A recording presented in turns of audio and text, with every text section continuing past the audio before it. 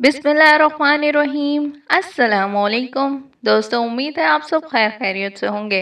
दोस्तों, आज की कहानी की तरफ बढ़ने से पहले आप लोगों से एक छोटी सी गुजारिश है कि चैनल पर नए हैं तो चैनल को सब्सक्राइब कर लीजिए और वीडियो पसंद आए तो इसे लाइक ज़रूर कीजिएगा। चलिए दोस्तों, आज की कहानी की तरफ बढ़ते हैं।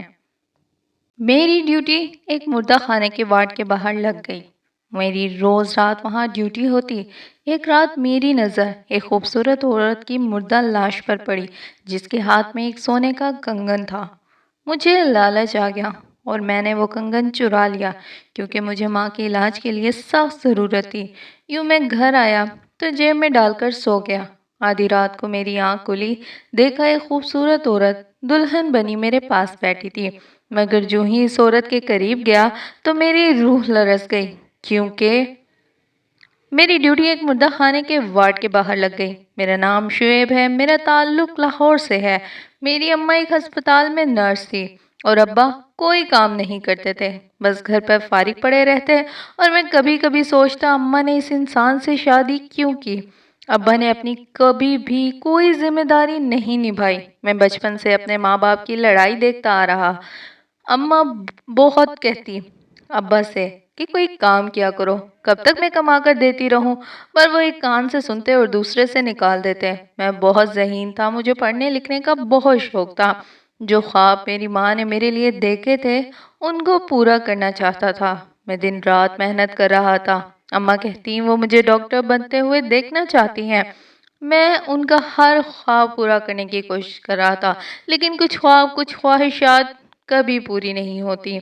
महंगाई के इस दौर में 4 बच्चों की परवरिश बहुत मुश्किल होती है, जब घर कमाने वाला भी सिर्फ एक हो। मैं 3 बहनों का एक भाई था। सबकी उम्मीदें मुझसे जुड़ी हुई थी और एक दिन पता चला मेरे वालिद साहब ने एक अमीर औरत से शादी कर ली है और इस उम्र में मेरी माँ को तलाक दे दी है। सभी रिश्तेदार, खानदान वाले सब अब अब्बा को बुरा भला कह रहे थे, जो बेटियों को ब्याहने की बजाय खुद शादी कर चुका था। और अम्मा इसी दुख में बीमार रहने लगी। इसी उम्र में तलाक का धब्बा दाग लग चुका था। मैं इस वक्त 16 साल का था और अपने घर का वाहिद मर्द था। पहले घर को अम्मा चलाती थी, पर जब से वो बीमार हुई और अब्बा ने अम्मा को छोड़ दिया, सभी बिखर चुके थे। मैंने जैसे तैसे मैट्रिक कर लिया और एक जूतों की दुकान पर काम करने लगा। अम्मा बहुत कहती तुम पढ़ लो, मैं घर चला लूंगी, पर अम्मा की गिरती हुई सेहत, उनका इलाज, बहनों की शादी, सब मेरे ऊपर था। जो कुछ अब्बा ने किया, इसके बाद अम्मा बहुत बीमार रहने लगी थी। कुछ दिनों बाद अब्बा घर आए और मुझे कहा कि अपनी माँ को उसके रिश्तेदारों के घर छोड़ाओ। तो मैंने कहा अम्मा कहीं नहीं जाएंगी, आप अपनी दूसरी बीवी के साथ जाकर रहें, मेरी माँ यहीं रहेंगी इसी घर में। और अगर आपने हमें ज़्यादा तंग किया तो मैं अपनी माँ को लेकर कहीं चला जाऊँगा। तो अब्बा ने कहा जहाँ जाना है जाओ, मगर मैं इस घर को बेच दूंगा। मैंने कहा क्यों, आपको इस अमीर बीवी ने घर से निकाल दिया क्या, या पैसे देने से इनकार कर दिया, जो अब आप हमारे सर से छत भी छीनना चाहते हैं। तो अब्बा ने कहा कि तुमने मुझे बेवकूफ़ समझ रखा है, ऐसे ही अमीर औरत से शादी नहीं की मैंने, और वो तो मेरी बहुत इज्जत करती है। इसने तो कहा है जो कुछ भी है सब तुम्हारा है, जैसे चाहो खर्च करो, तुम्हारी माँ की तरह नहीं है जो 4 पैसे क्या कमा लेती थी, हर वक्त सुनाती रहती थी। घर तो इसलिए बेच रहा हूँ क्योंकि कहीं मेरे पीछे तुम्हारी अम्मा इसे बेचकर ना खा जाए।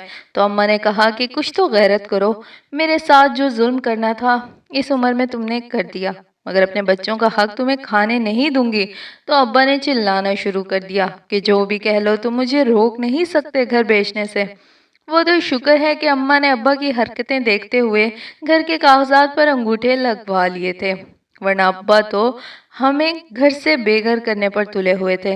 अब्बा को तो इस बात का एहसास तक ना था कि उनकी बेटियां भी हैं, अम्मा कहाँ लेकर जाती।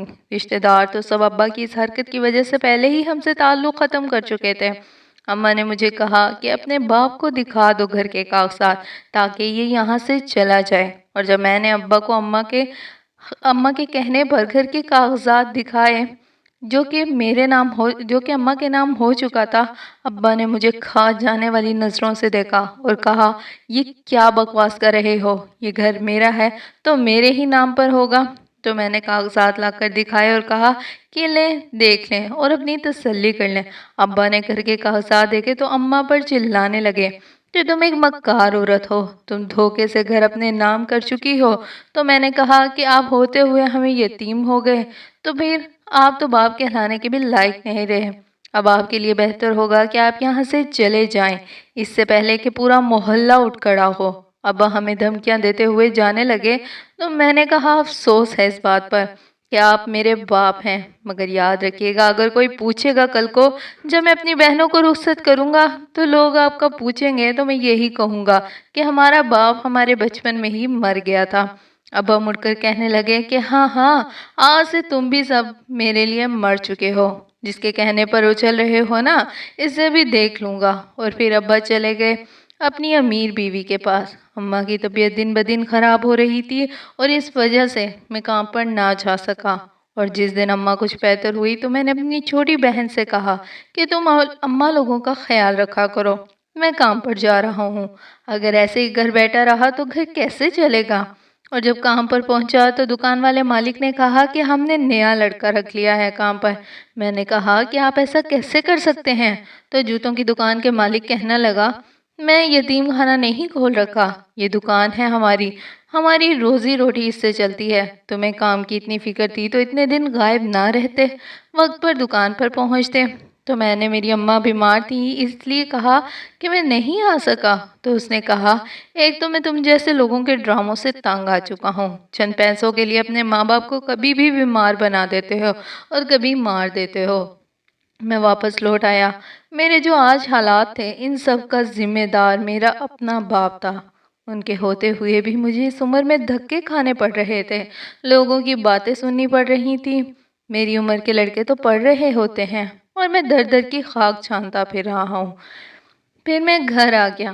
میری چھوٹی بہن نے کہا بھائی آپ اتنی جلدی آ گئے کام سے؟ تو میں نے کہا ہاں، وہ مجھے کہیں اور کام مل گیا ہے، اس لیے وہ جوتوں کی دکان والا کام چھوڑ دیا۔ شام ہو چکی تھی، میں ایسے ہی ٹہلتے ہوئے گھر سے نکل پڑا اور بے وجہ ہی کبھی کہیں بیٹھا رہا۔ سمجھ نہیں آ رہی تھی کہ کیا کروں۔ آسمان کی طرف دیکھ کر دل میں سوچنے لگا کہ یا اللہ، ہم تیرے گناہ گار بندے ہیں، تو کہتا ہے نا کہ میں تو اپنے بندوں کے شارک سے بھی زیادہ قریب ہوں۔ اللہ پاک میرے لیے کوئی راہ نکال دے، میرے اوپر میری ماں اور بینی بہنوں کی ذمہ داری ہے، میں نہیں جانتا کیسے کروں گا سب کچھ۔ میرے پاس تو ایک ہی کام تھا دکان کا، وہ بھی آج ختم ہو گیا، اور میں ایسے ہی دعا کرتے کرتے وہیں بینچ پر سو گیا۔ پتہ ہی نہ چلا کب صبح ہو گئی اور ایک ضعیف آدمی نے آ کر مجھے اٹھایا اور کہا کہ لڑکے گھر چلے جاؤ، اللہ سب کی سنتا ہے، اور اس کی بھی سنتا ہے جو دل ہی دل میں مانگتے ہیں، اور ان کی بھی جو کہ نہیں مانگتے۔ اللہ کے سوا اور کسی سے مت مانگو۔ میں حیران ہو کر اس بابے کو دیکھنے لگا تو اس ضعیف بابا نے کہا کہ یہاں کیا کر رہے ہو؟ چلے جاؤ، تمہاری ماں پریشان ہو رہی ہے تمہارے لیے۔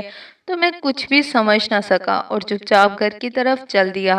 گھر آیا تو اماں مجھے دیکھ کر اللہ کا شکر ادا کرنے لگیں اور مجھ سے پوچھا کہ کہاں چلے گئے تھے؟ پتہ ہے ہم سب کتنے پریشان ہو گئے تھے، میں رات بھر سو نہیں سکی تھی، کہاں تھے تم؟ تو میں اماں کے گلے لگ گیا۔ ماں تو ماں ہے نا، بنا کسی غرض کے اپنی اولاد سے بے لوث پیار کرتی ہے۔ میں نے کہا اماں بس کام پر دیر ہو گئی تھی اس لیے وہیں سو گیا تھا۔ تو اماں نے مجھے دیکھ کر کہا کہ ماں سے کب سے جھوٹ بولنا سیکھ لیا ہے؟ میں تو تبھی سمجھ گئی تھی جب تم کل کام پر گئے تھے اور جلدی آ گئے تھے کہ تمہیں کام سے نکال دیا گیا ہے۔ میں نے اماں کے ہاتھ چومے۔ میں اپنی ماں سے بے انتہا پیار کرتا تھا، اپنی ماں کو دنیا کی ہر خوشی دینا چاہتا تھا، پر سوچتا تھا کہ کاش کچھ ایسا ہو جائے جو سب مسئلے حل ہو جائیں، کوئی ایسا کام مل جائے، اور اگلے دن کام ڈھونڈنے نکل پڑا مگر کوئی فائدہ نہ ہوا۔ اسی طرح کچھ روز گزرے تو ایک دن میری ملاقات میرے ایک دوست زاہد سے ہو گئی۔ وہ پہلے ہمارے محلے میں رہتا تھا، پھر وہ لوگ یہاں سے دوسرے گاؤں چلے گئے۔ تو میرے دوست نے کہا کہ تم ایسے کیوں نہیں کرتے کہ کوئی دکان لے لو کرائے پر اور اس کو خود چلاؤ۔ میں نے کہا کہ میرے پاس اتنے پیسے کہاں جو میں دکان کرائے پر لے سکوں۔ تو اس نے کہا چل پھر میرے ساتھ، میرا ایک جاننے والا ہے، اس سے بات کرتے ہیں، کچھ نہ کچھ ضرور بن جائے گا۔ اور پھر ایک ماہ بعد میرے دوست نے مجھے مناسب کرائے پر دکان لے دی اور جو ایڈوانس کرایہ تھا وہ بھی اس نے خود دے دیا۔ दुकान हमारे मोहल्ले से काफ़ी दूर थी। आने जाने में 1 घंटा लग जाता था। मैं रोज़ सुबह टाइम से घर से निकल पड़ता। अल्लाह के फजल से दुकान अच्छी चल रही थी। फिर 3-4 माह बाद मेरा दोस्त जाहिद दुकान पर आया तो मुझे देखकर उसने पूछा, काम कैसा चल रहा है? तो मैंने कहा कि मैं तुम्हारा बहुत एहसानमंद हूँ। तुमने मेरे लिए जो किया वो सगे खून के रिश्ते भी नहीं करते। तो मेरे दोस्त ने कहा, इसमें एहसान वाली कोई बात नहीं। तुम्हें भाई समझा ही नहीं बल्कि दिल से माना भी है। रात होने वाली थी तो मैं अपने दोस्त से कहा कि चलो घर चलते हैं, तुम्हें अम्मा से मिलवाता हूँ। तो वो भी मेरे साथ घर आ गया। मैंने जब अम्मा को बताया कि ये सादिक चचा जो हमारे पड़ोस में रहते थे, उनका बेटा जाहिद है, तो अम्मा ने कहा, हाँ हाँ, तभी मैं कहूँ कि इसको कहीं देखा है। तुम तो बिल्कुल सादुक सादिक भाई की कॉपी हो। फिर मेरे दोस्त ने कहा कि अब मैं चलता हूँ, घर बताकर नहीं आया था। अम्मा ने कहा कि ऐसे नहीं जा सकते, खाना तैयार है, खाना खाकर जाना। और मैंने भी इसे जाने नहीं दिया। हम सब जवान हो चुके थे, मगर बचपन से जवानी तक के सफ़र में मेरे अब्बा ने कभी आकर हमारी खबर नहीं ली थी कि हम किस हाल में हैं। खैर, वक्त का तो नाम ही गुजर जाना है, सो जैसे तैसे गुजर ही गया। और फिर 2 साल बाद मेरा दोस्त अपनी अम्मा के पास साथ लेकर मेरी बहन के रिश्ते के लिए मेरे घर आया। मैं और अम्मा बहुत खुश थे। अम्मा ने कहा कि मुझे अपनी बेटी के लिए तुमसे बेहतर लड़का मिल ही नहीं सकता। जितने नेक और शरीफ सादिक भाई थे, उतने ही तुम भी हो, माशाल्लाह से। और इस तरह मेरी दोनों बहनों की शादी हो गई। बड़ी बहन की बात पहले से तय थी और अब एक साथ कर दी थी। और अल्लाह के करम से दोनों अपने अपने घरों में खुश और आबाद थीं। अम्मा भी बहुत खुश थीं। अम्मा ने कहा कि अब मैं चाहती हूँ कि तुम भी शादी कर लो। तो मैंने कहा कि जब तक छोटी बहन की शादी नहीं कर देता, तब तक शादी नहीं करूँगा। तो अम्मा ने कहा कि सब हो जाएगा, बस तुम हाँ कहो, मैं बात पक्की कर दूँ। मैंने अम्मा की तरफ देखते हुए पूछा कि लगता है आपने पहले से ही लड़की देख रखी है। मेरे लिए तो अम्मा ने हंसते हुए कहा कि अगर तुम्हें कोई पसंद है तो बता दो, वहीं शादी कर देते हैं। मैंने कहा, नहीं अम्मा, आप तो अपने बेटे को जानती हैं ना, ऐसी कोई बात होती तो सबसे पहले आपको आकर बताता। तो अम्मा ने कहा कि ठीक है, मैं कुछ दिनों तक जाऊंगी तुम्हारी छोटी बहन की तरफ। मुझे तो सादिक भाई की बड़ी बेटी बहुत पसंद है। अब जाके बस तारीख ही लूंगी, शादी की तुम भी तैयारी करो बस। और इस तरह मेरी शादी मेरे दोस्त की बहन आमना से हो गई। मेरी छोटी बहन मेरे दोस्त जाहिद के घर थी और आमना मेरी बहन की नंद थी। आमना भी अपने भाई जाहिद की तरह बहुत अच्छी थी। उसने आते ही सारे घर को संभाल लिया था। अम्मा की भी बहुत इज्जत करती। मैं अल्लाह ताला का जितना शुक्र अदा करूं कम है कि अल्लाह ने मुझे इस काबिल बनाया कि मैं अपने घर और घर वालों के लिए कुछ कर सका था। हम सब बहुत खुश थे, मगर खुशी भी कहाँ देर तक रहती है। देखते ही देखते दुकान घाटे में जाने लगी और अम्मा भी अब बीमार रहने लगी। जो बचत करके पैसे जोड़े थे वो अम्मा के इलाज पर खर्च हो गए, मगर अम्मा की तबीयत संभल ही नहीं रही थी और दुकान भी आहिस्ता आहिस्ता बंद हो गई। इतने पैसे भी नहीं थे कि सामान लाकर दुकान में डाल सकूं, और दुकान के मालिक भी दुकान किसी और को बेच चुका था। नए दुकान के मालिक अच्छे नहीं थे, आए दिन किराए का मुतालबा करते। मैंने कुछ दिन की मोहलत मांगी तो उन्होंने कहा कि दुकान खाली करो। बल्कि खाली क्या करनी, जो थोड़ा बहुत सामान है ये हम अपने किराए में काट लेंगे। और फिर दुकान भी इस तरह हाथ से चली गई और मैं फारिग घर पर बैठ गया। अम्मा को देख देख कर बहुत परेशान था कि क्या करूं, कैसे अम्मा को किसी अच्छे डॉक्टर के पास लेकर जाऊं। इसी तरह किसी से पैसे उधार मांगे तो रास्ते में कोई आदमी भीख मांग रहा था।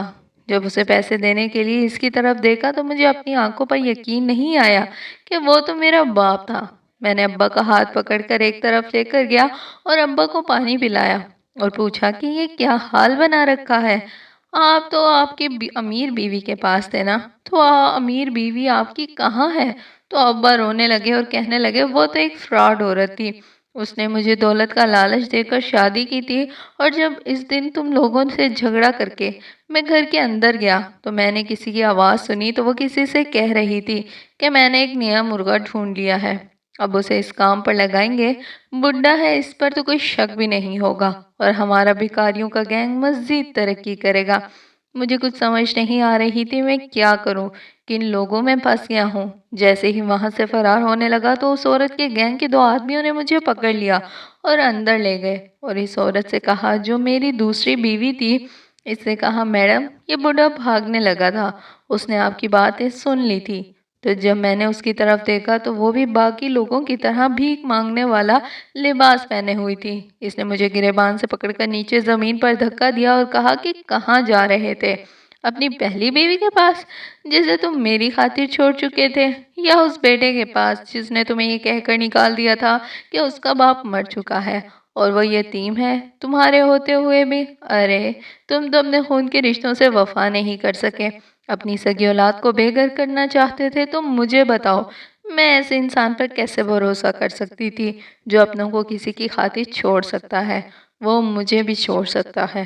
ابا بتا رہے تھے اور رو رہے تھے۔ پھر ابا نے کہا کہ اس کی آدمیوں نے مجھے فقیر والا لباس پہنا دیا اور ڈرگز سپلائی کروانے کے لگے۔ ایک دن پولیس والوں نے مجھے پکڑ لیا اور بہت مارا۔ میں نے سب بتا دیا، مگر جب تک پولیس اس عورت کے گھر تک پہنچی وہ وہاں سے فرار ہو چکی تھی اور مجھے پولیس والوں نے یہ کہہ کر چھوڑ دیا کہ جا پھر سے بھیک مانگ، ہو سکتا ہے ایسے وہ تجھ سے رابطہ کرے۔ اور میں یہاں آ کر بھیک مانگنے لگا۔ میں ابا کو گھر لے آیا مگر وہ نہیں آنا چاہتے تھے۔ ابا نے اماں سے معافی مانگی اور کہا کہ مجھے میرے کیے کی سزا مل گئی ہے۔ میں نے تمہارے ساتھ اور اپنے بچوں کے ساتھ جو ظلم کیا تھا اس کی سزا مجھے مل چکی ہے۔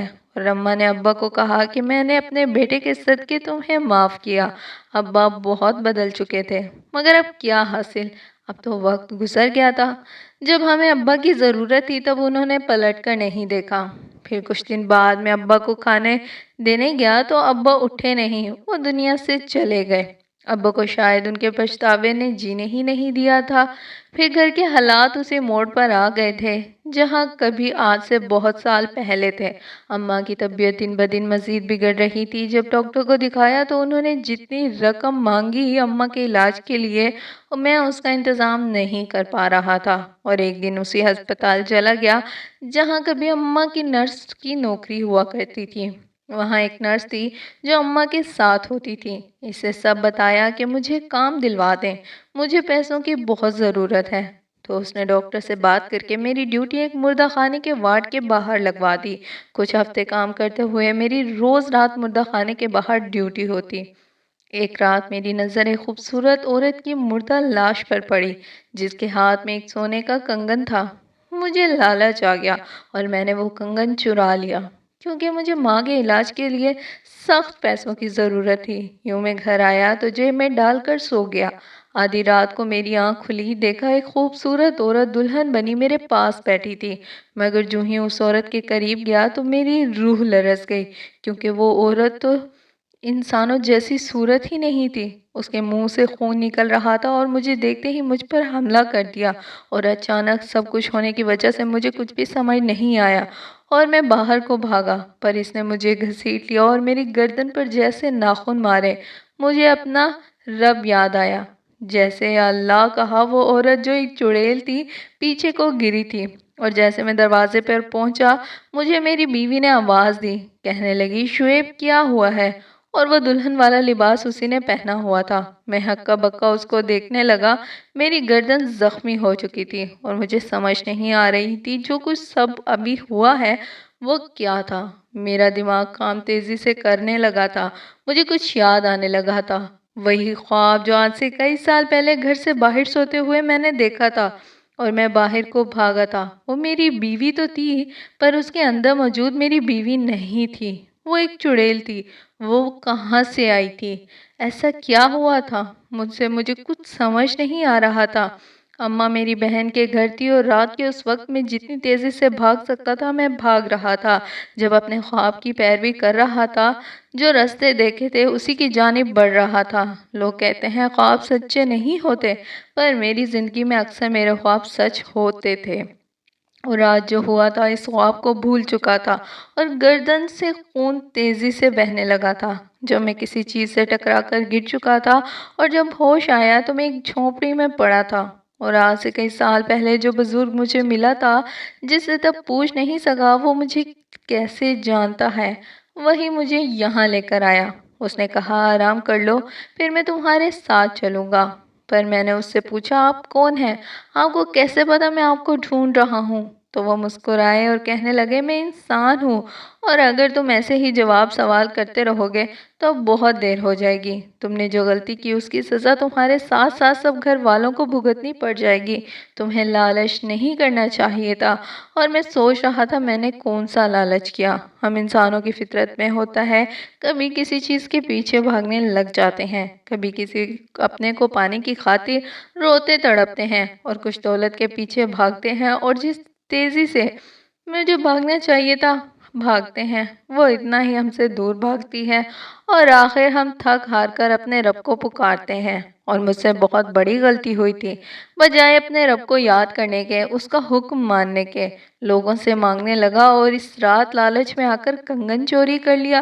کاش تب کوئی مجھے روک لیتا یا کوئی مجھے پکڑ لیتا۔ وہ کنگن کوئی عام کنگن نہیں تھا۔